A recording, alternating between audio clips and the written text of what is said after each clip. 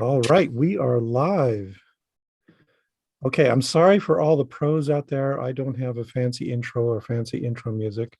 What this is we've gotten together a few people who've had experiences with good old Kent Hovind, and we're just going to share those experiences briefly, I hope, with you. Uh, I mean, I know I could go on for 3 or 4 hours, but I hope, and everyone else here could do this. I'm not going to. Don't worry. Don't panic. I'll try to be succinct. But we're just going to try and discuss the peculiar phenomenon of Kent Hovind. In particular, what we're addressing is the fact that he's got this series, Whack-an-atheist, and he's whacked a bunch of us. He's whacked me. He's whacked Emma. He's whacked Aaron. Peter and Lilith, have you ever been whacked? No, I I don't. had him on our show, but I haven't been whacked yet. Okay. I yet have attained that level of fame. So who knows? Maybe this will incite him to whack me. Yes, this is the final straw that will break his back, and he'll just go into a rage against all of us. No, he's already broken. But anyway, so I just to briefly introduce everyone, we got Emma Thorne, who recently posted a magnificent rebuttal to some of Kent Hovind's claims. Aaron Raw, who has done a whole series of things ripping Kent Hovind apart. And then we got Lilith, who is our official ex-creationist, who is going to talk a little bit about her perspective of this. And Peter, who has had Kent Hovind on his YouTube show, and I'm sure he has stories to tell us. And then there's me, who's, I'm not even in his world. I'm an evolutionary biologist, so of course we've never interacted. No, we actually have. But we have sniped at each other a few times. Okay, so let's just turn it over to Emma for a little bit, and you can give us your story of Kent Hovind. My story, it feels like an AA meeting or something. Yeah. So my first kind of interaction with Kent, I was just sort of doing just my usual kind of fun, silly look at what conspiracy theory is out there today. I think somebody sent me a link to one of his videos, and I had seen Matt Powell before, and I saw they were doing a show together, and I thought, oh, this will be fun. I know a bit about conspiracy theories and religious conspiracy theories, particularly because of my own family. I've had the Noah's Ark and the Kind stories told to me before, so I was like, oh, great, see what this is about. And for some reason, even though I'm no way in no shape or form remotely a scientist, I work in film and TV, very much unqualified in the area of science, which is why my take is like, look at what a bad person he is, or look at this basic science that I learned in high school that is wrong. That's funny.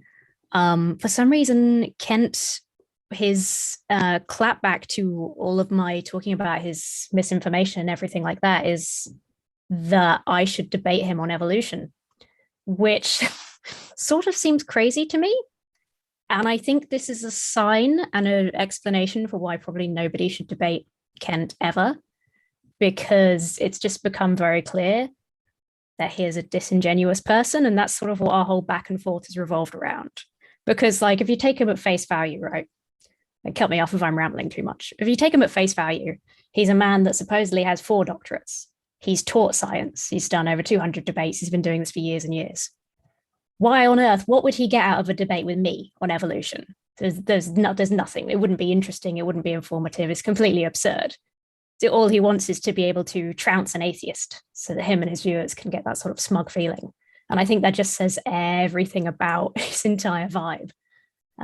So yeah, we've had a weird sort of back and forth where he keeps trying to ask me to call, Dino Land and schedule a debate, and I keep trying to get him to acknowledge some of his lies, and that's kind of reached a moot point where it's never going to happen. And I was like, okay, I'm not going to do this unless I have friends with me anymore, because I'm tired. That's my relationship with Kent.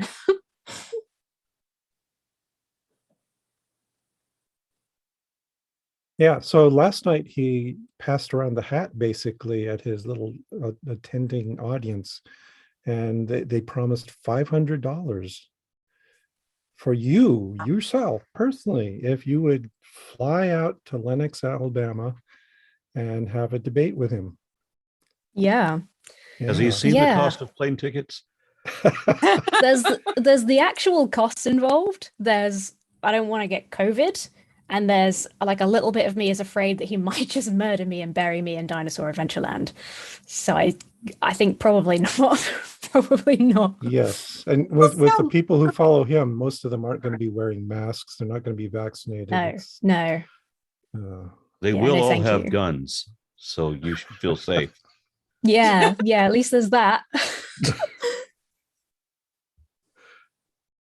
okay. So I saw, Emma, that he had invited to debate you, and I was a little mystified too, because what I usually see from these type of evangelicals is they want to pull themselves up by other people's bootstraps so that they get fame by association.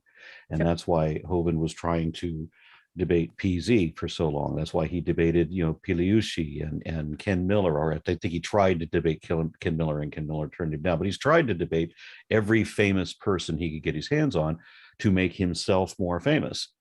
Mhm. And not to disperse you, but I mean, all of these people were in some way attached to evolutionary biology or paleontology.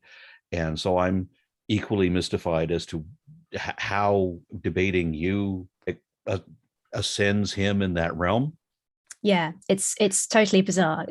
There's no self-respecting scientist or person with like a deep interest in science would reach out to me for a debate on evolution. It's totally bizarre. Having said that, I also want to flip to a compliment in that I've seen the way he reacted to the things that you said, and I've seen how you were pretty well merciless, even though you don't have the scientific background. It doesn't matter, because you highlight all of these things where he challenges you to a debate, and then you accept a debate, I think, and then he deletes the comment and all of that, and over and over and over again that happens, and you call him out for this, and he doesn't like being called out for this. Mhm. Certainly not in public media, not with a big venue. So what I've seen is, there's a whole bunch of people who have debated can walk away confident that they have won those debates, but there's only been a few people who hurt him, and you're one of them. And I can see that in the way he trembles in saying your name. That is a great honor. Yeah, no, I agree. I think you really punctured him good, and that's what stung, and that's why he wants to get back at you. Thanks, man. Also, the fact that you are a young woman, Mm. that there is a strong strain of misogyny in Kent Hovind's life. I hadn't we noticed know. that. Oh, you hadn't? Yes. Yeah, he's got a little bit of a reputation there. So, Yeah. here's this woman with a posh British accent. Yes, he seems to hate the English as well, so I don't think that helps. Yes, yeah, he also went after Simon Dan, and again, this wasn't a guy who specializes in evolution or biology or anything. He just mentioned a few things about these crazy, wacky ideas, and then he jumps on him because that's what he does. Mhm. I should throw out there that Matt Powell did much the same thing with me that Kent did with you, in challenging me to debate and then never coming through with it. So initially he challenged me to do a debate here in Dallas where I live, and he was going to be in town, and I'm like, okay, we'll do this. And then it never happened. He just never showed up. And it's not like we had a booked a venue or anything. It's just it was supposed to have happened sometime in the next month or so, whatever. And then I never hear from the guy again.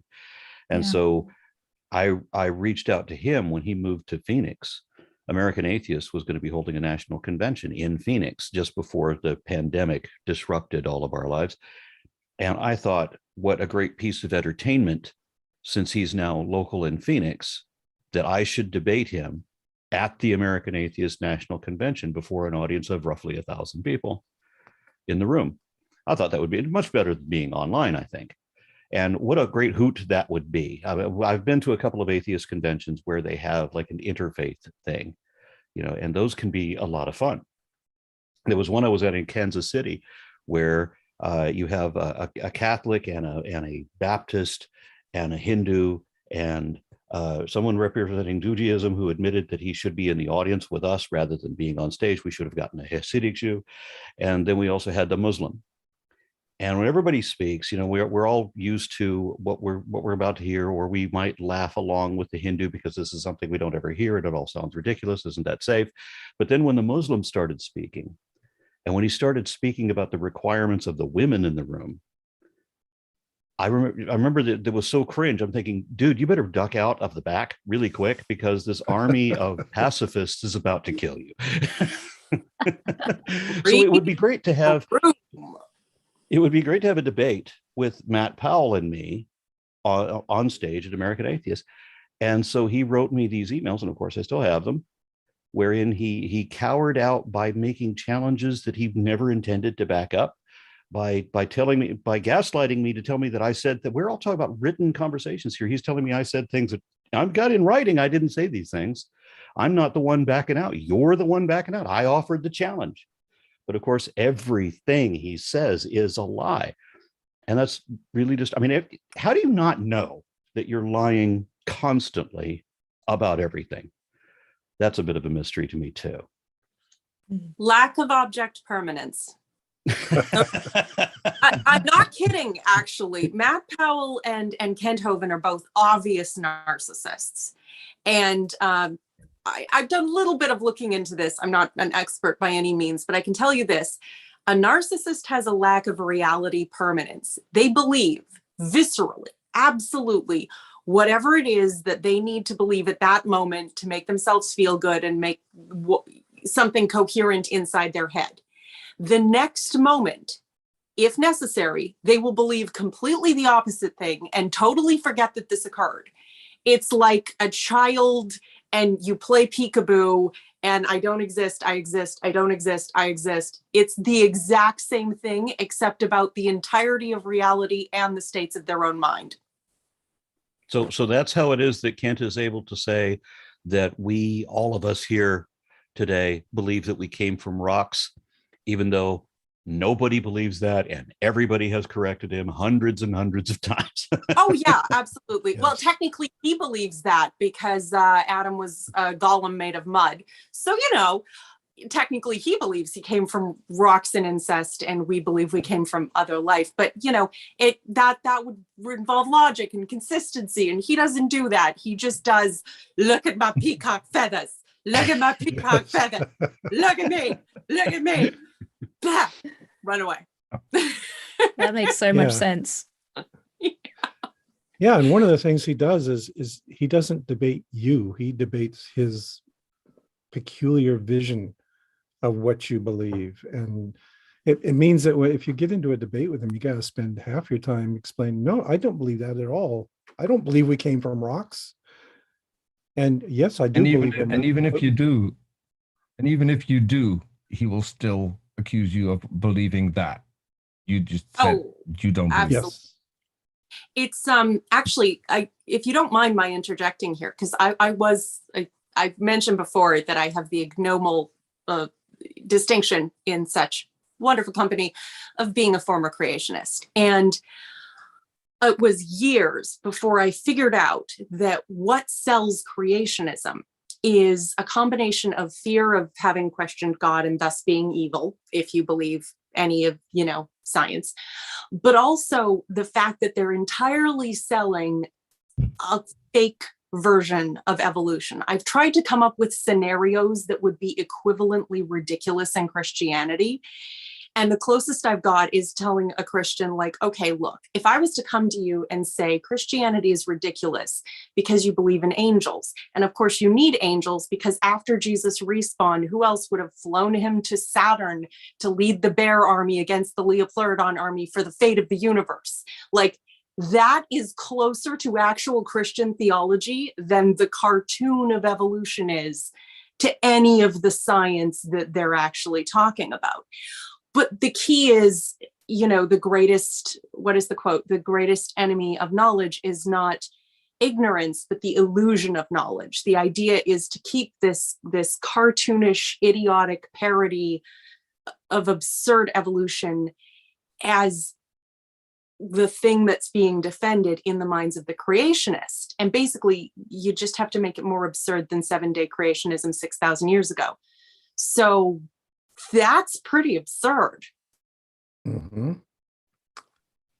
Yes, that one time, in these incessant requests from Ken Hovind that I debate him, I made him a counteroffer, and I said, what we could do is we could each pick one chapter from a known science book, and we could have a discussion about it. Ooh. And I suggested let's go to Jerry Coyne's Why Evolution is True, agree on a chapter, and we'll just go through it and see what he has to say. But no, he was not going to do that. That would put him in a corner where he'd have to talk about the science instead of his delusions. Having argued with a whole bunch of creationists over the years, that's the big mystery to me, is hearing all the same foundational falsehoods of creationism, the things they will lie about that they will not correct. And it doesn't matter if you correct with them in real time with a live audience. They will still misdefine what macroevolution is. It doesn't matter that I have 24 definitions from academic institutions that all say the same thing that I'm saying, and nobody nowhere says the definition that the opponent is giving. They're still going to say that secretly there's a cabal that really believes that that's what macroevolution is, and they just present this in the books for PR purposes or something like that. I don't know what the hell is going on in their minds, but I can't get them to concede any of those points. The reason I call them foundational falsehoods is because they're the things they can't let go of. They can't admit that, okay, transitional species do exist in fact in abundance, and there are beneficial mutations and so on. They can't, they won't, because then the whole house of cards comes down with it. Mm-hmm. But keep in mind, Aaron, this is also their income. Yes, but not for everyone. So, see, like Lilith liberated. I got a question. You were a creationist. I was not. I mean, I was a Christian once upon a time, but I was never a creationist, for the reason that my family had this tradition that you don't begin indoctrination until the child reaches an age of reason, which they arbitrarily decided to be 8 years old. I was in second grade. I'd already seen dinosaur books with cladograms. So when on my 8th birthday, when my mother comes in with a Bible in her hand to tell me that this is the absolute truth and the word of God and all like that, my initial response upon reading the first chapter is like, no, it isn't. See, look what it says here. I hadn't been indoctrinated I wasn't taught that I can't question the book. So I'm glad I was spared that. But what I have a problem with now is, when people say that they have these sincerely held beliefs, well, if I can show you that the thing you just claimed about evolution is wrong, that by definition we do have all of these positively identified beneficial mutations and transitional species, and this is what macroevolution really means and always did and all of that, but you won't concede any of these things. If you have to knowingly lie to defend your belief system, then how can it be a sincerely held belief? I think that's quite a layered and nuanced question. And I think there's a couple of things that I need to bring in sort of from my own experience and from my own analysis of my journey. Let me also just apologize in the way that I worded that question, because I don't mean to imply that you ever lied in defense of your belief. I know plenty of atheist activists who were former believers. And I will give you this. I am like you, Aaron, in that I consider truth to be one of the highest virtues in and of itself. I pursue truth for its own sake. I don't have any natural tendency to lie. I had to learn how to be even rudimentarily dishonest because I have no natural tendency, even to the sort of polite, obfuscations of the truth that normal people do use all the time. Honey, that dress looks fine. I don't do exactly. I have to make myself do that. I don't do it instinctively. So your level of respect for truth and adherence to truth is something that I completely understand. Now, I made a couple of videos and I've been away from my YouTube channel because of some health reasons, and it's unfortunate. But my first video was about how I came to believe what I did. And I am, forgive me for putting it this way, but I have no use for false modesty. I'm a very, very intelligent woman. And I was the child who was bored with what my companions were doing, who was listening to the adults. So I picked up a lot of nuance to the belief that I don't think my parents necessarily intended me to, which meant that by the age of 4, I understood that the most important thing was to accept Jesus as my personal savior, that to question God was the greatest evil, at least in a like a oppositional sense. You could ask questions for information, but to oppose God was the greatest evil. And that if I did such a thing, I would not only go to hell, which would be bad enough, but which is far worse and far more degrading to the human spirit, that I would deserve to go to hell. That it was the default state of the human spirit being corrupted by sin to deserve damnation. And that only by not only accepting the sacrifice of Christ, but finding a way to make it a beautiful thing and to totally abase yourself, only by doing those things could you no longer deserve to go to hell. Would then the being that apparently knows you best, better than anyone imaginable, and loves you more than anyone has ever loved you, more than your parents, more than anyone else in your life, only then would that being be able to stand to be in the same room as you, and you would not be so repulsive. Now, that kind of idea and thought process and motivation implanted prior to any age of reason, prior to any mental structure, prior to any kind of intellectual defense whatsoever, means that you have a very powerful motivation for thought-stopping techniques. Visceral, all the way down to the core of your identity, of who you are as a person, there is a motivation to hit the brake. And that means that when certain thoughts come up, you will slam the brakes in your mind as hard as you can because you are terrified.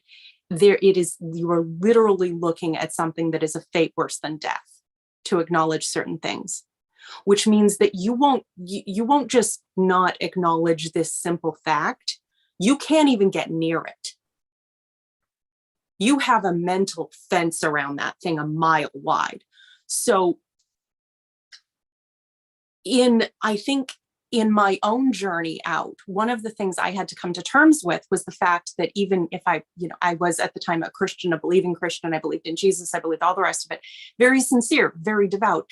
But I had to come to terms with the fact that it wasn't reasonable for God to expect me to be correct in all my beliefs, because by sheer chance, I was going to be wrong about something. We are, every single one of us, wrong about something. You're never going to be always right. So I had to say, okay, what are the core beliefs that I absolutely, what is necessary to salvation, if you want to call it that? And then I started to distance myself from this degree of fear about everything in my belief system. And then I started to be able to come to a more mature understanding of God and more mature thought processes and work my way out. But I had to disengage that fear from certain elements of my entire mental panorama, because it had been so core. So that's why what you're not dealing with facts, you're dealing with fear. And I think the most effective thing, and possibly because of the, if you're familiar obviously with straight epistemology, is to ask a question, because it's not so much why do you believe that, as why do you think you need to believe that? Because it's not possible to choose your beliefs honestly, but it is possible to choose your beliefs. And that's what cults and the bite model will teach us, is how the mind can frame itself into a position and keep itself there. Well, thank you for sharing that. I feel like I shut down a discussion group one time, atheists versus Christians, or evolution versus creationism, whatever it was, but one of those type chat groups on Facebook, by asking the question of believers to simply show me the truth of it. Show me one thing that you can show to be both true and indicative of your position. Not like every thread starts out with a false premise. Why are all atheists poopy heads? Why do we all believe we came from nothing? Why do we all worship Satan? It's always that kind of nonsense, right? Give me something that is actually true, something the textbooks really say, or whatever, and that also supports your position. And I was ruled out for being unfair, for asking that you substantiate your nonsense the way we would have to, right? I mean, I'm not going to go say something in public venue if I don't think that I can show that it's true, because I'm going to figure I'm going to be called out for that. I know I better have some kind of resource to verify that what I said is actually true, right? Some resources you can look to check what I just said. Here are the names of some researchers or something. If I get up The on Bible stage, isn't good enough for you? if I get up on stage and I say that Benjamin Franklin was the first president of the United States, and if I say something stupid like that, people are going to call me out for it. And I would think that everybody else is like-minded in understanding that, but believers don't appear to be. There's just and especially because you're dealing with creationists, which means you're not dealing with, your more high-minded, more theologically educated, with your more nuanced and adult concepts of God.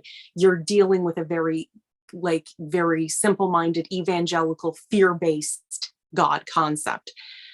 I feel like I made all of this very serious. It was supposed to be fun about bopping Hovind, but at the same time, it's the visceral. I try this. I think my role in the atheist community that I want to step into is trying to make atheists who have never truly believed understand the kind of visceral fear that we operated on, because that shuts down your higher processing things. It just does, and so I think my only tip for you is, try and get them to identify the fact that they're afraid, and then they might be able to go away and kind of work that loose a little bit on their own.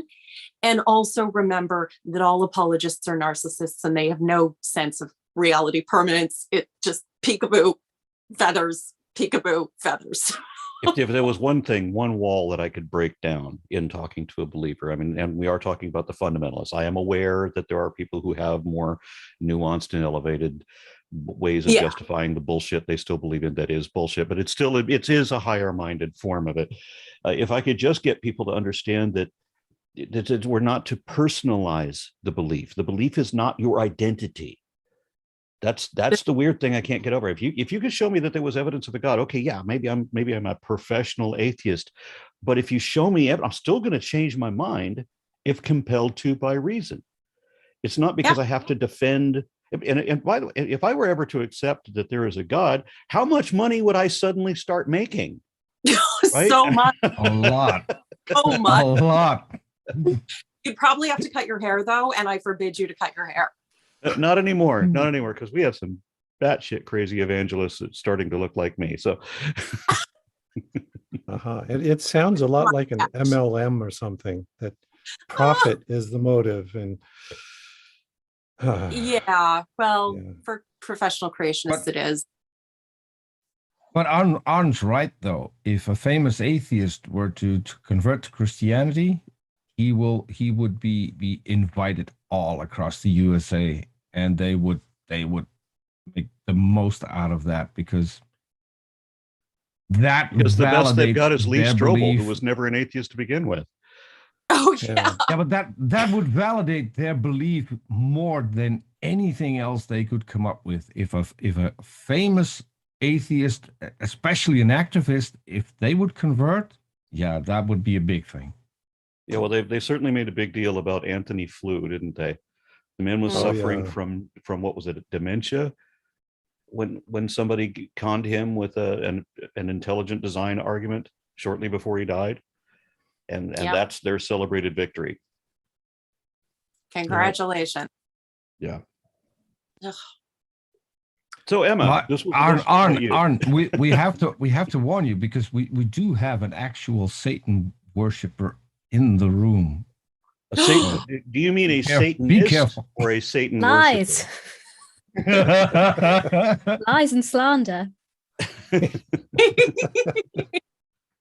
I saw the membership card. I'm pretty sure I'm right. Okay, well, I just want clarification. Are you saying Satanist or Satan worshiper? Satanist. Not Okay. Satan Nice. worshiper. Very good. I have my membership cards coming in the mail, they assure me. I've also been invited to speak at Satan Con in Ooh, Phoenix Con? on Darwin Day. that's cool.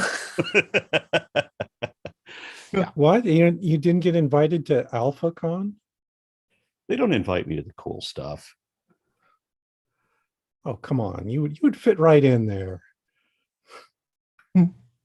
I don't know what AlphaCon is.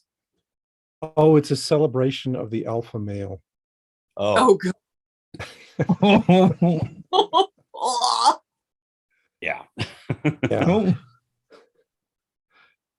Yeah, it's Anyway. coming up sometime this spring. I didn't get an invitation either. I'm kind of hurt, but that's what happens. So Emma, this show is supposed to be about you. Yes, please.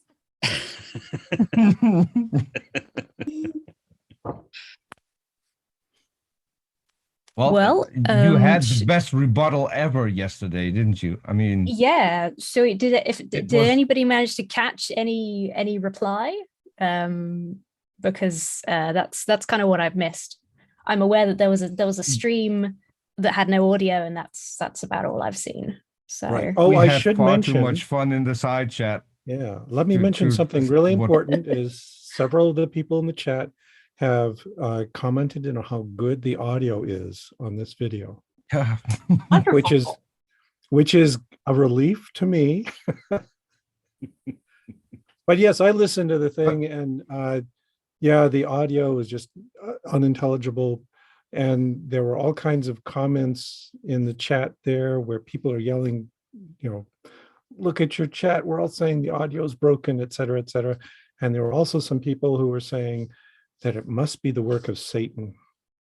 Oh, they always say to that. be fair, Steve, the sound guy, his mic was perfect. We could hear him talk, we could hear him cough, we could hear Yeah. literally everything. Yes, Oh. it so was. is sound guy now? Or has he just infested the internet and he's crawling through the Oh. wire? No. Great. No, this is the guy who did his tech for a long time.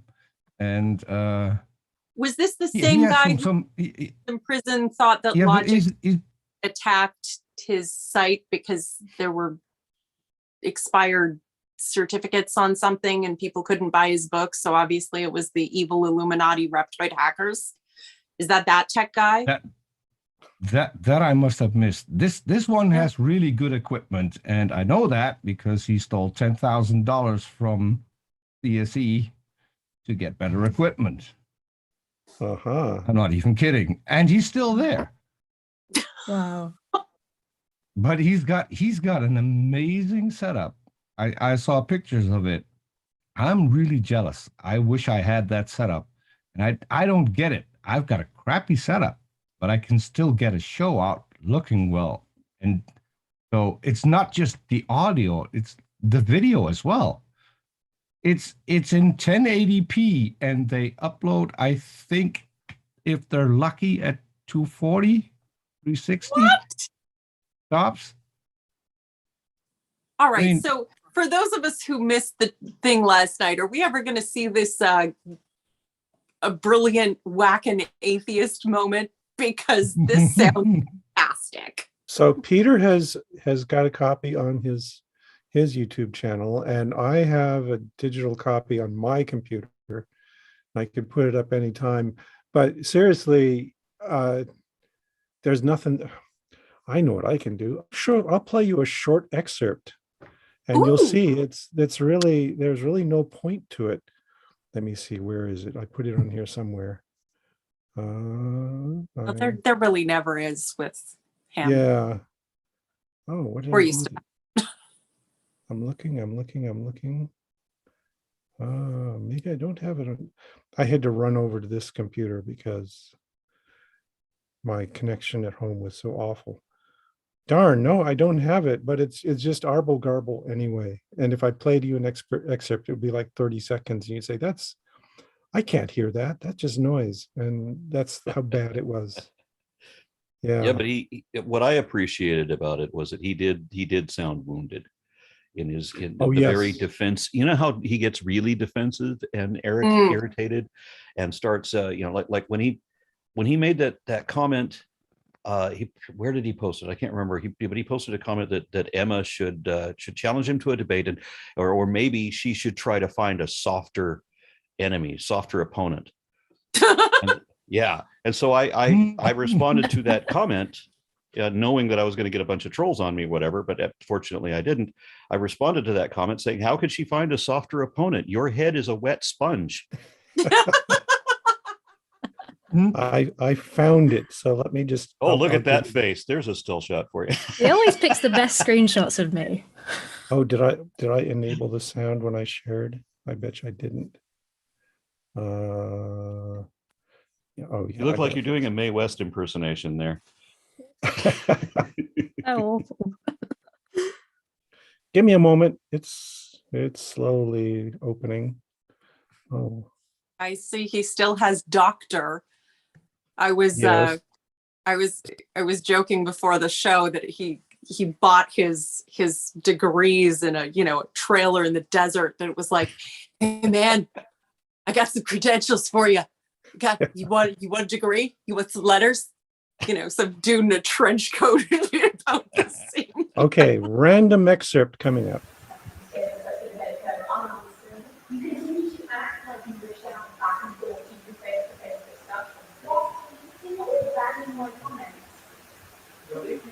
I think that's enough. Yeah. It's the whole thing is like this. Sounds like a webcam microphone. Like they've just set it to the wrong one. Yeah, I No, think that's what so happened what- actually. Or something. What happened is Steve's mic was live, but Steve was somewhere in the back of the church. So what you hear is literally the echo in that brand new church they've built. And Yeah. that is why the sound is so incredibly terrible, because of, first of all, it's too far away. Second of all, you got the echo from all the straight walls and no sound dampening, nothing. It's a brilliant place to set up for your live streams. If you have any knowledge about live streaming, So that's weird. what you do. Bare walls, no dampening whatsoever. That's the way to go. Oh, and Yeah, then he that's- made those cues to create that nice ripple effect on the bounce back. That's always helpful. Yeah, the only reason I've got all those books behind me is to soak up the echoes. It's not like I read them or anything. Yeah, that's what I use this staircase for. Okay, so let me get serious a little bit here. And there was a question in the chat. Let's see if I can find it again. It went scrolling by. Well, I can paraphrase way- it. So, oh, go ahead. Yeah, I sent you the transcript, and I will send Arn and Emma and Lilith the transcript as well, because the transcript is brilliant. If you ever want to review Kent Hovind, you need to mention this show and the transcript and just read what YouTube made of it. That's brilliant. Is it I will post it on my blog after this. any So, yeah. less coherent Yeah. than what he says? Well, he said, "This is my last show," according to YouTube. That's not even the worst. So it's really funny to just read that as well. He'll be on his deathbed trying to get attention with a live stream. Right. Well, anyway, I'll just paraphrase the question that was put up, and that was, is there even any point to rebutting or debating Kent Hovind? I No. don't think there's any point to debating him, but Yeah. is That was it worthwhile? That was the whole point of my 30-part video series addressing his part 4 of my seminar, because he resorts to that all the time as if there's something there.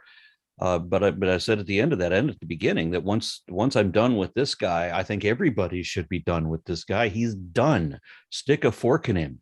It's over with. But people still want to. I don't know. Other people, maybe it's just because he's become this parody of himself, this circus sideshow freak kind of thing, and they just want to poke at him. but nobody should, certainly no scientists should be debating this guy. I was No, surprised no at all debate, of the people but that did.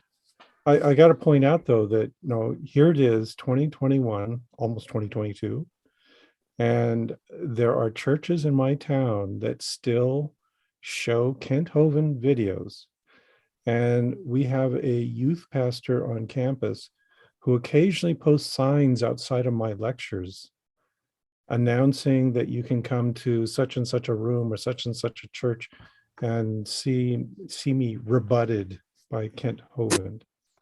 So that's why it's still an issue, is there's an awful lot of ignorant people who are still pushing his ideas. It still stuns me that there's no accountability at all. Like when you've got two different positions, they're statements of fact. Are there transitional species? Are there not? Right. And one person is definitely getting it demonstrably wrong. And I don't understand why there's never a correction. They have to know that they're misrepresenting this. I mean, somebody in the audience has to know, hey, he's full of shit. But that doesn't seem to happen. And I don't get why. Well, but all of us here have done that. We've all pointed out that he's full of it over and over again.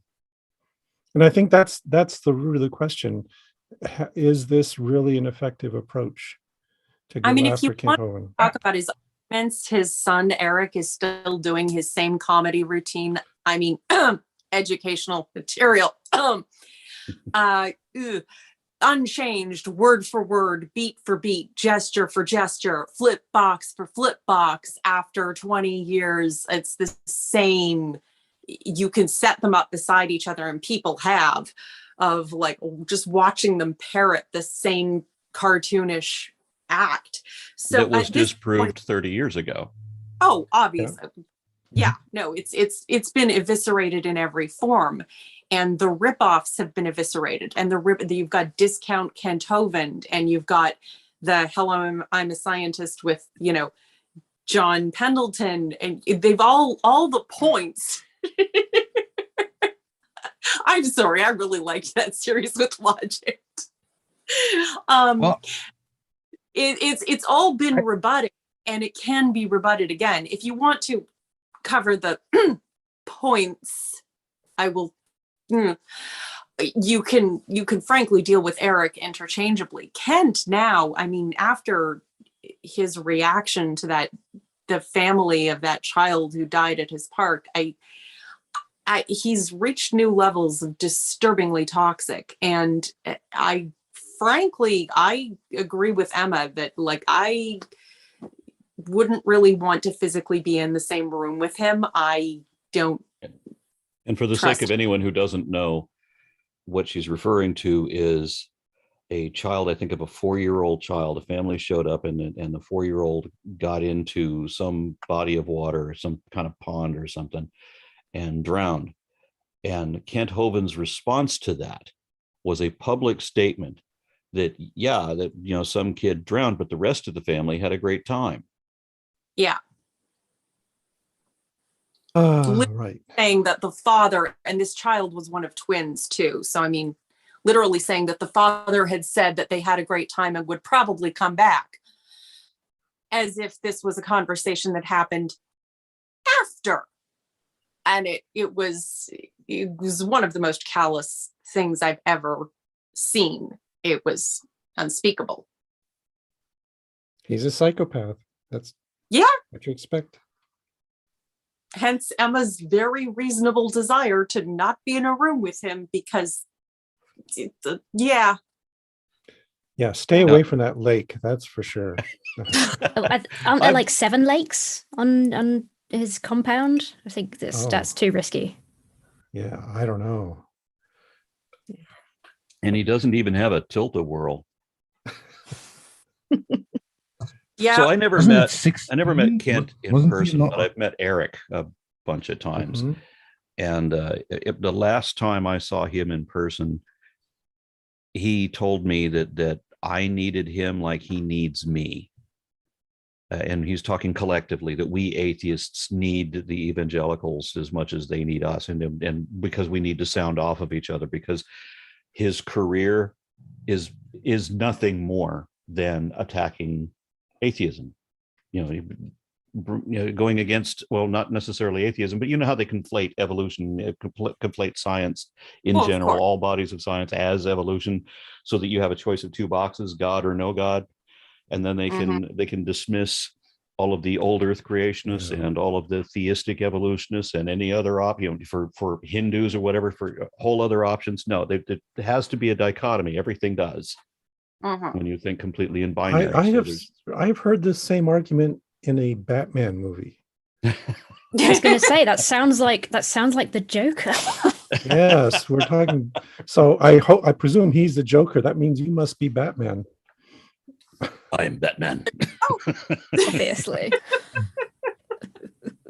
Speaking about movies, Eric also likes to steal. So the movie that he put out was a carbon copy of something that someone had been working on for several years. Someone that I bumped into on Twitter long before he even planned his what was it, Genesis Paradise Lost? Yeah, apparently Yeah. I think that was it in the end. It used to be called Genesis 3D, but yeah. Yeah, and now they've done a parody of Night at the Museum. Oh yes, it's terrible. Oh, Yes. I will watch that if I'm very drunk and have friends who are also very drunk. That's the only circumstance that's happening. I gotta mention this. I watched God Is Not Dead, the original. Oh yeah. The best way that you can watch that. It was at the American Atheist National Convention in Memphis, Tennessee, and while they're playing the movie to 1,000 atheists, they had the guys who did the voices for Mystery Science Theater 3000. Oh yes. They had those guys. You have MST3K on stage live riffing on that movie. It was the best possible way to see it. That is perfect. That's amazing. I totally want to do that. Uh-huh. Oh God. Oh, god awful movies must have a YouTube video on that one. They must. Sure. I hope so.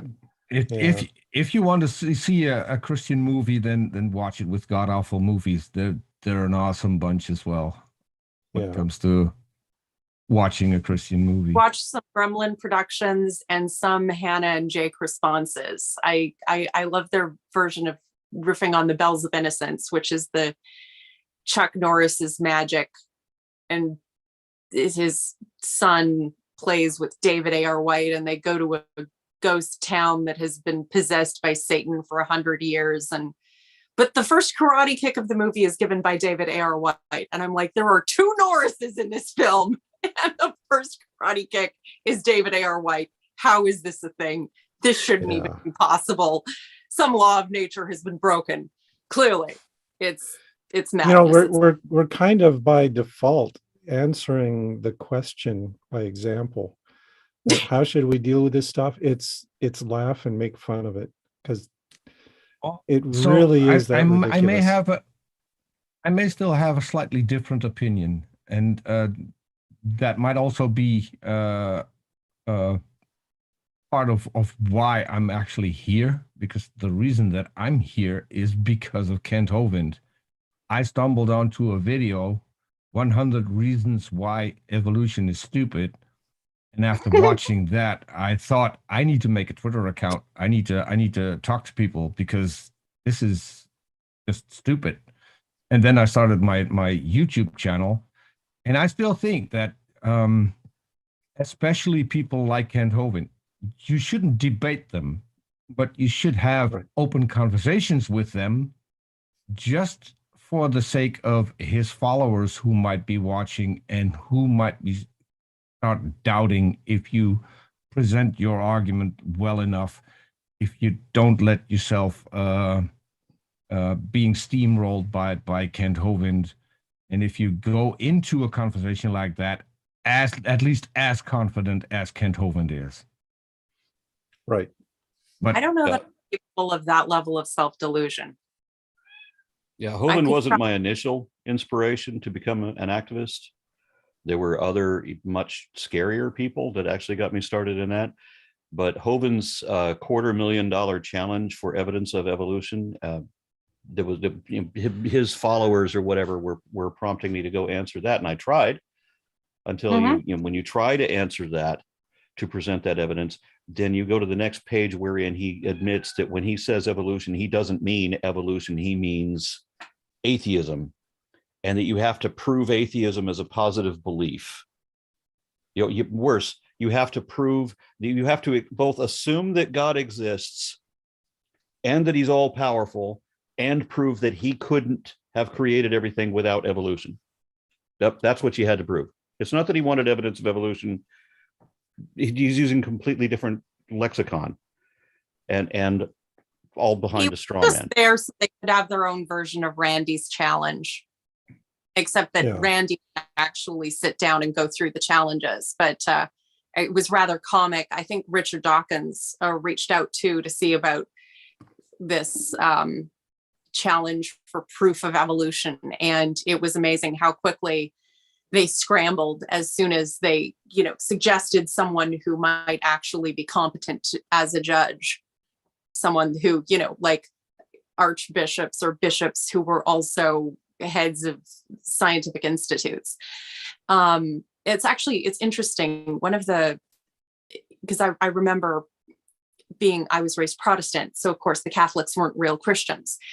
And so I'm hesitant to point out that the Catholic Church and the Pope all accept evolution. But I have been able to make the point that, we bring this up not because there's no difference between Protestants and Catholics. The rivers of blood have been shed on the differences between Protestants and Catholics. But whatever else you can say about the Catholic Church and about the Catholic denomination, whatever for good or ill, and I have plenty of criticisms, you cannot say that they are some liberal, hippy-dippy, airy-fairy. However the spirit moves you, just go with God. I'm like, whatever. They are not that denomination. They are as conservative as you can get, and they still manage to accept evolution. So, this dichotomy that it has to be either or, that you can't be a believer or be anything kind of a serious or conservative believer and still accept evolution, it's obviously false. But, Hovind and Ham and Karl Baugh and, these shysters have been making a living for a long time by selling this ridiculous dichotomy that it's either or, and you couldn't possibly have both. And if you do, you're going to hell. That's their entire business model. And I've been offering for decades now that I can prove evolution even to your satisfaction. But that requires an interactive where I have to teach you what evolution really is and kind of address whatever misinformation you have. So it's personalized. It's not like a standard 12-step program or anything. I mean, it depends. It has to be a Socratic interaction. And what I get from believers is very few times will anybody ever accept the challenge. Very rarely does that ever happen. But in the few times that it does, it always ends the same way, with them habitually refusing to answer direct questions, because I have to ascertain, what do you understand, and get you to acknowledge this level of understanding before we can move on to the next level to ascend to a higher position, right? We can't ever get to that next level. Once they realize there is truth in what I'm saying, they bail. And because they want to believe what they want to believe, and that's what matters more than reality. And I will never understand that. Like I said, there's a lot of fear in that kind of, especially that kind of childish, absolutist belief. It's terrifying. By the way, I also have to apologize. That is not a very loud cat. That's a parrot. So I apologize. Aw, that's cute. I would bring him on camera, but he's green, so you still wouldn't be able to see him. Aw, you have your own pet dinosaur. Invisible parrot. That would be cool. So you could, I think the yellow part of the head, people might be able to see that, and the legs. But it doesn't look good. It would look very Yeah. adorable, probably. Very I weird. should have gone with a blue screen at some point, but yeah, I came out. I did this one episode where I was in a full pirate garb, and since I happened to have, because you know you do, happen to have a full pirate outfit, I thought the parrot would be a perfect compliment. But of course, I'm on a green screen, so it doesn't work. Boo. Boo.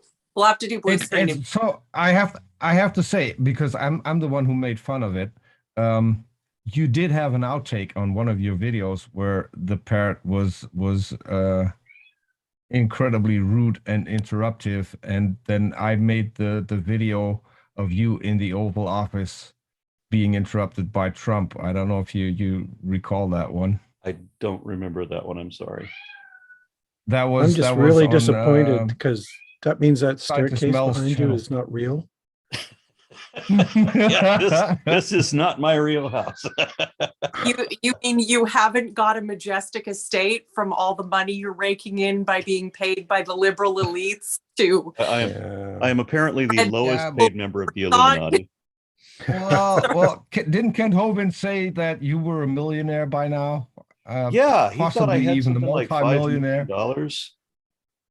And I don't know where he maybe he doesn't realize this is a green screen. I don't know. Well, yeah, you know, and you got somebody that else you got accused that me- $250,000 from him as seed money. So Yeah, maybe yeah. And then That's- somebody Oh, accused me of being in the Illuminati. I'm like, well, Mm. if I'm in the Illuminati, then where the hell is my check?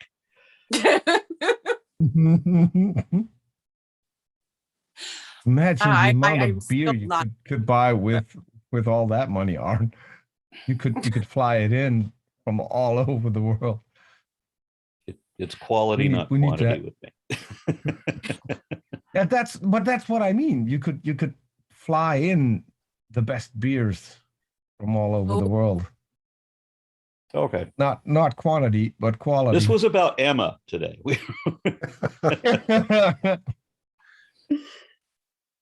yeah, she Well, needs the million so she can fly in all. Yeah, those well, I'm wonderful distracted beers. now. I'm distracted now thinking about how Belgian beer is probably the best beer, and that would be the best place to. Yeah. Yeah, I Yeah. used to. I heard that, but then my wife turned me on to imperial stouts, and we have a bunch of local microbreweries here in the Dallas area. So I have when I want the best beer in the world, I have to come home. It's fair. Yeah. Aw. I can't Well, drink I'm Belgian beer curious. anymore though, because when I was Whichever in, of us gets our massive Illuminati check first, we'll just fly everybody to Belgium to sample their beer. How about that? will do.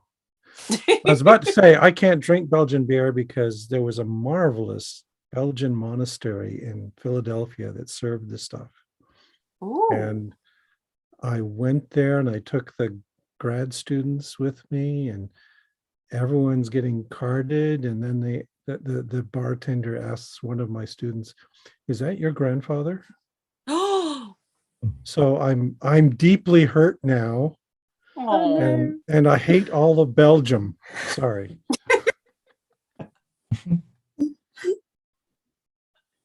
I'll get over I'm it curious someday. about one thing.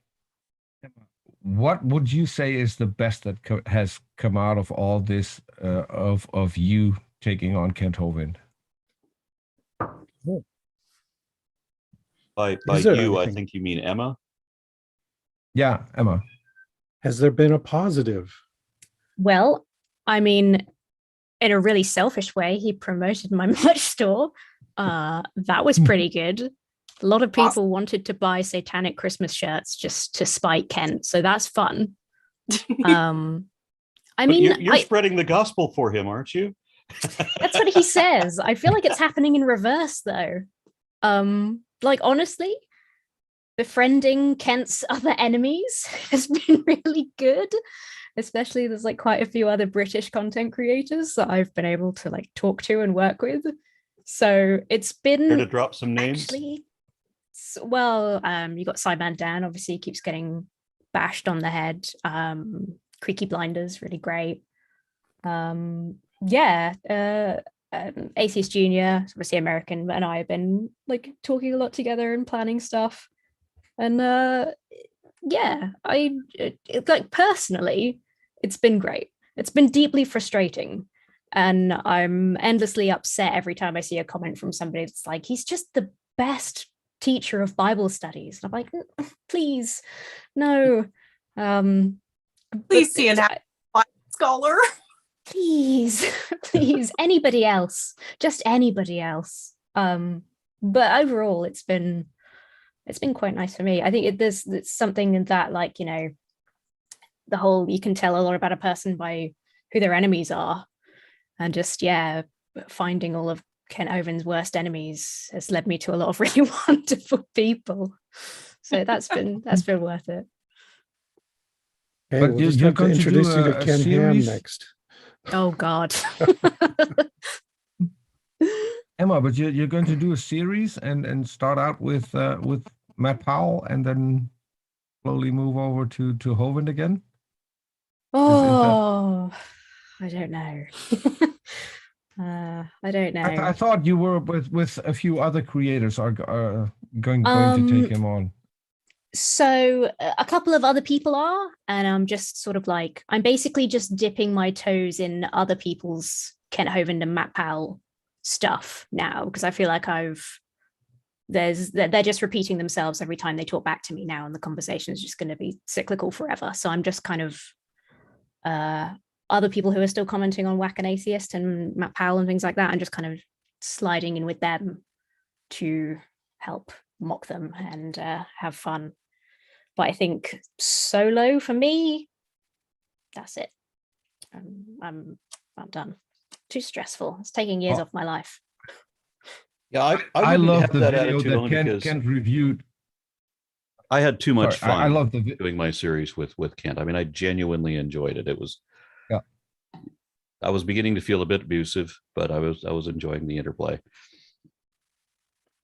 No, I really enjoyed Emma's video, but I was so disappointed that he didn't get to the last part, which I thought was the best part.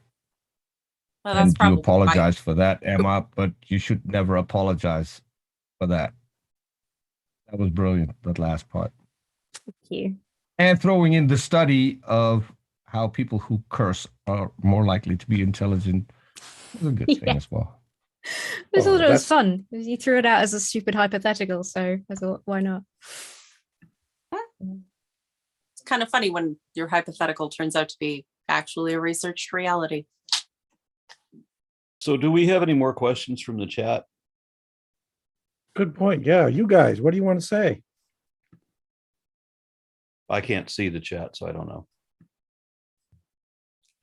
I just have my phone, so I do not exactly have a complex setup where I can be. I can see a familiar friend telling me that God loves me. But that's the only statement I've seen relevant to me. God needs to work on his consent issues.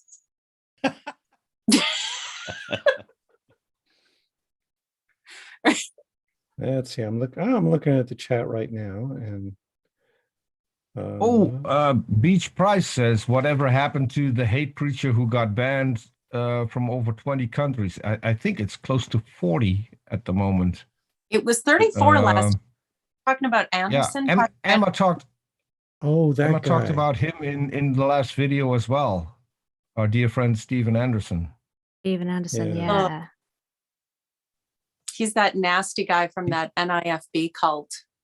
Well, Right. same as Matt Powell and Kent Hovind. They're all the new independent fundamental Baptists. Mhm. That Yep. tracks. Yeah. Yeah, wasn't Anderson working with Hovind when he was near the end of getting out of jail, and this was his connection on the outside? I seem to recall a couple of videos where they were. They did a collaboration video. Matt Powell put together a video of like 2 hours long, talking to all of these idiots in turn, and then just splicing it all into a video that he called a movie. And my amusement at that is I started a series and realized that this is going nowhere. I was going to start one, or I did start one. I just decided not to continue it, wherein I show that every single thing, that every sentence that Matt Powell said in that movie, every single one was factually false. And most of them were deliberately deceptive. So everything he said was a lie, the whole movie. Yeah. You have to work hard to be that wrong. That consistently wrong on everything. Yeah. It's I think almost he does. impressive. I think that is basically his life's work, to be fair. Yeah. Clearly he's evolved, in his, he's improved and just keeps shaving away any accidental bits of truth that get added to whatever he's saying until he's harnessed the power of evolutionary development to reach and approach peak dishonesty. It's a selection process. Okay. I always wanted to see, because it's so hard to get these people held accountable on anything. I mean, I thought it would be great to get creationists on stand in a trial, right? And so where they have to present evidence, where they will be called out when they will be ruled against them that they're giving misinformation or whatever. But then we got to see that trial in 2005. We got to see Kitzmiller versus Dover, and the creationists lied all the way through that, as was lamented by the judge himself, who was a Christian, and said that he was disappointed that all of these people would profess their Christianity so proudly, yet time and again lie to cover up their real agenda and hide what they were doing. I can't imagine what that feels like, when you want to pride yourself on your Christian beliefs and how good or virtuous you think that makes you, and then here's Christianity in one form making a public statement wherein they're just all unabashedly lying. But it's for Jesus. That makes it okay.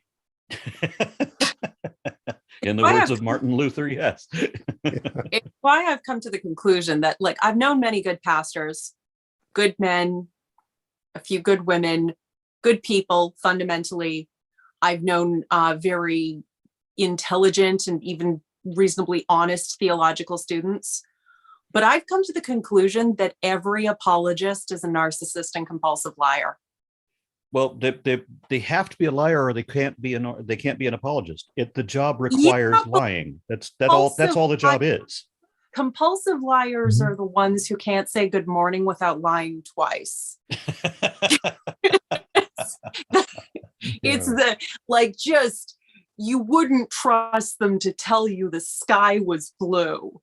That level of Matt Powell where you're just like, how did you manage to fit so many lies into such a compact form? I need to study you in your natural habitat. Yeah, I remember one day. I wish I saved it, but of course, you don't see the future coming. But in the late 90s, I remember seeing a sentence by Kent Hovind that I can remember that there were 19 lies in a 21-word sentence. Wow. And I just wish I'd saved it because I can remember the numbers, but that's all I remember of it. That is a highly evolved level of feat. Yeah, one thing I've run into, I'm at a rural university, so we get lots of conservative students here. And there have been a number of times where I've had creationists try to take a course in evolution from me, which is always interesting because oftentimes they really are smart. They can know this. They can figure it out. They can answer questions correctly in the exam.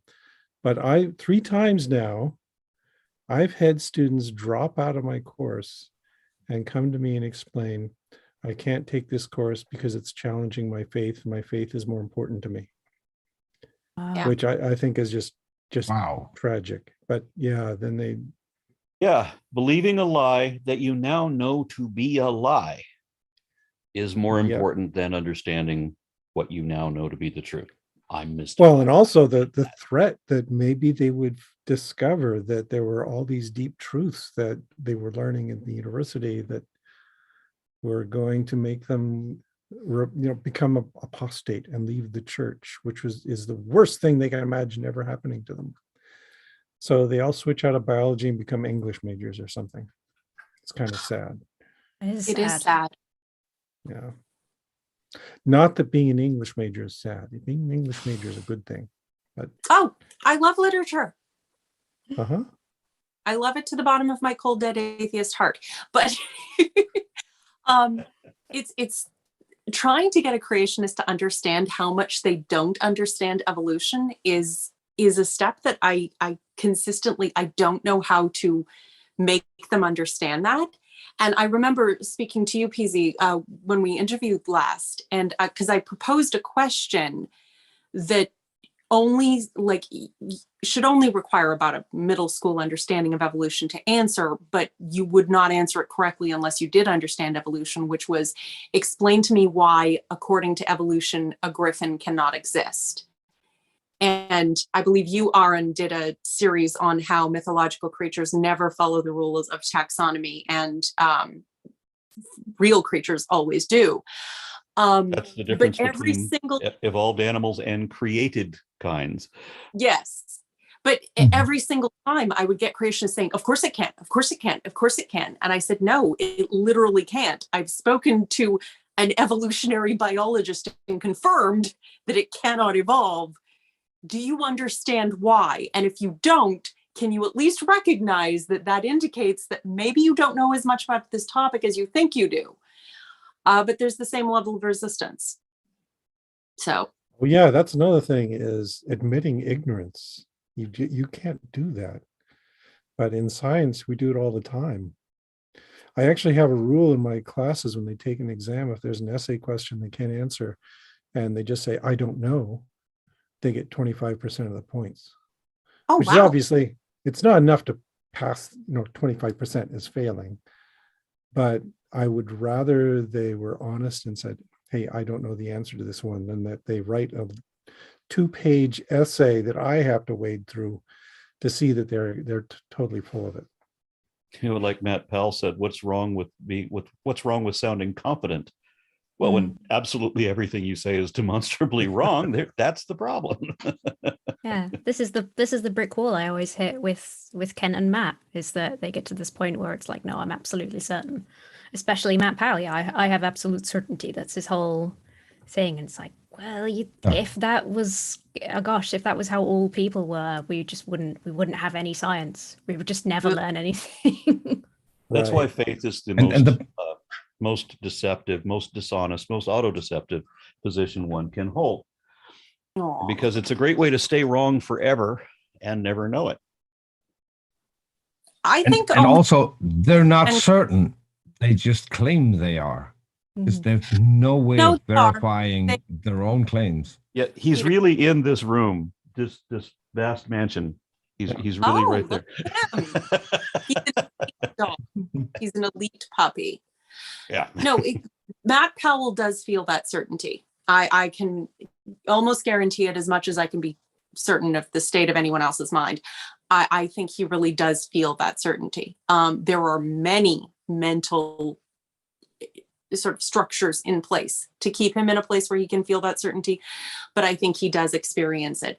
I've come to the conclusion as an adult that only children and con men offer 100% certainty, because that's not how mature and rational adults deal with things. We understand, one of the most revolutionary concepts for me in taking science was the concept of significant figures and error margins.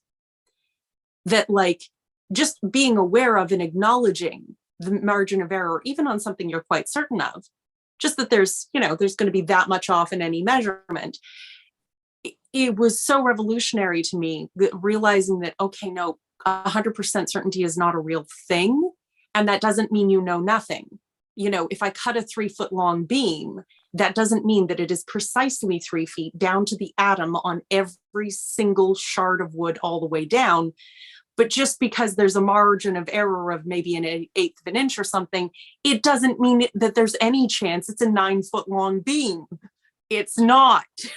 Like and that is part of the false dichotomy, is to take any degree of just, measurable uncertainty or, within a range of blah, blah, blah, and say, well, then you don't know. So then it might be anything. It might be a pony. So I've got somebody here who's paying $5 to ask a question. I guess that means I have to ask it, doesn't it? Yes. It says, please explain your opinions on the Matt Powell moving family to Dinosaur Adventureland. Do we have opinions on? I don't. Okay, so maybe you guys can correct me if I'm wrong. I don't know. This is just hearsay that I got. I heard a rumor that it was because Kent was paying off Matt Powell's debt. And I don't know how accurate that is, but that would make sense to me. What kind of debt? It's does a strong Powell have? possibility because it's a strong possibility because he is looking for someone who can carry the stick if Kent is gone. And since Kent has no children anymore for some reason, Matt Well, Powell is him. the son he never had. Yeah, So- he's definitely and- kind of the new Eric. So But he's gonna. I'm not he's gonna sure let if this, that's going to happen. Yeah. Because He's gonna let Matt this Powell new is Eric far- inherit what the old Eric would have stolen. I think Matt Powell and Hovind are so much alike. I'm still betting on that within a year, Powell will be gone again. But I can't see we'll have to that wait and level of see. coexisting for any great length of time. I do find it By disturbing the way, Arn, that you're not the only one fighting Yep, a I dog see that. during a live show. More dogs. I I've got Well, a I- spider. it's not in the room. Ah, He's very quiet. Less fuzzy. It's not the first time though that Kent has had a cult compound. There was one before, wasn't there? Before he went. There was one in Pensacola. Yeah. Yeah, for tax evasion. And frankly, I mean, he's so charismatic to those who find him appealing, of which I am definitely not one. But he's also so extreme and ego-driven and disengaged from reality that honestly, it's a bit like inviting another Jonestown.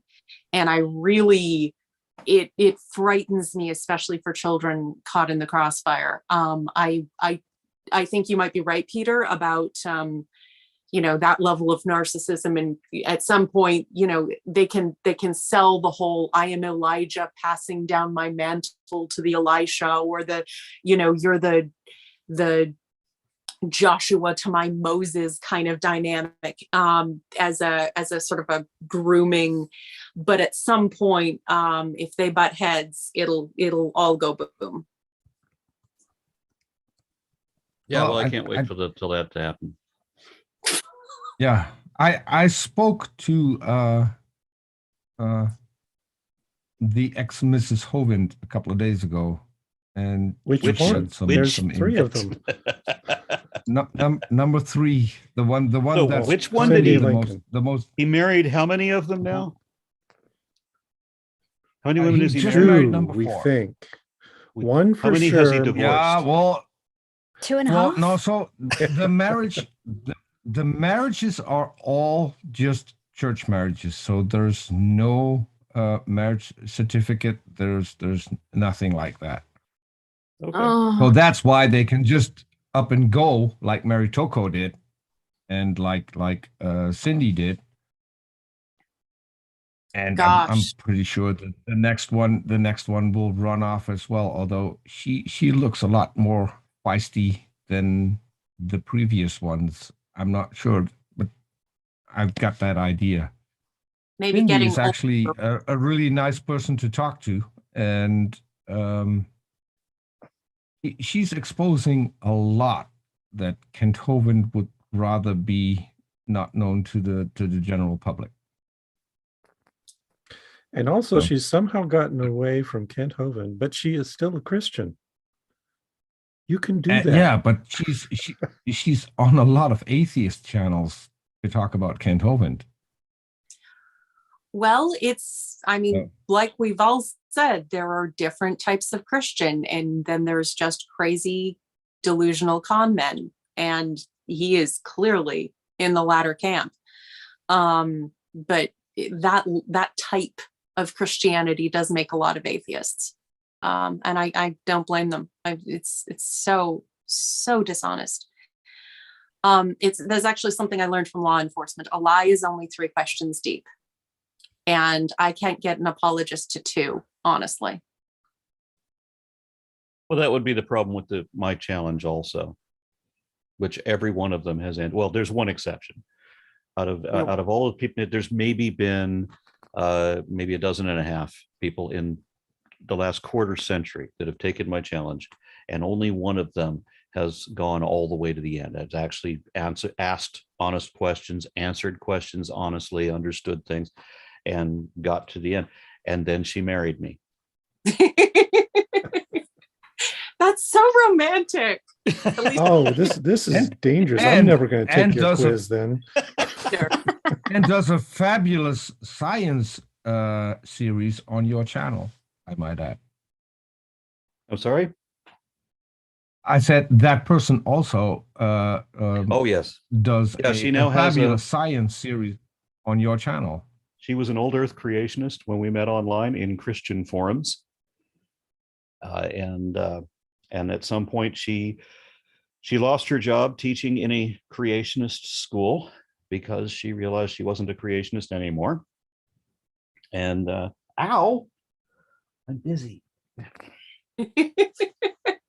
And she then went on and got a proper education. She got a master's degree in science writing, and that's what she does now. There you go. You corrupted her. And we're very happy. It's like that You sign say.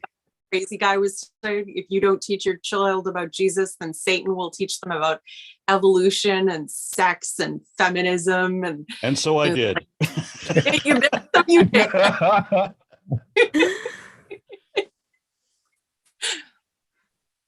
All right, any more questions from the chat? I'm going to have to bail here shortly. I Yeah, apologize. I think we should not overdo it. So yeah. Yeah, I Uh, so shouldn't neglect my family too much longer. yeah. I don't So, think we really answered the question about our opinion on Matt Powell moving. I don't know the facts of it. So what can I say? Kind of think he's dangerous wherever he is. Yeah. Sort of. I don't Yeah. think putting that much crazy close together is going to. I'm just very glad I'm out of the blast radius. Hmm. Yes, I it's was all only those surprised when people I who come to Dinosaur Adventureland, or somebody suggests we should start calling it Dinosaur Adventure Compound. They're the ones that are in danger, I think. indeed. Yeah. Oh, All right, so Emma, I will be in the UK if the world stops ending progressively. Then I will be in the UK come May. Don't have anything scheduled yet, but I know I'll be there. And American Atheist is in Atlanta on Easter weekend. Should you be in the States? Amazing. yeah, Atlanta's where you'd go to be on your way to Lenox, Georgia. So it works perfectly. Yeah, it's America a hub. jokes. I have no idea. All right. Well, I'm gonna Okay, have to, well, we'll wrap it up there, and we'll just say thanks for coming by, everyone. Thanks, Emma. Thanks, Aaron. Thanks, Lilith, and thanks, Peter. Glad you could come by. We'll have to do it again sometime, hopefully over something a little more interesting than Kent Hovind. As Aaron says, I hope he just kind of fades away. It's time for him to be done. Please. would be Okay, a good well, thing. I am going to end the stream. Thanks, everyone. And thanks Thank- to everyone who came in to chat. Oh, I should look. How many people came in? 142 concurrent viewers. Okay, that's pretty good. Wow. Yeah. All right. So we'll Thanks. goodbye, audience. Talk to Goodbye. you later. Bye. Bye, everyone. And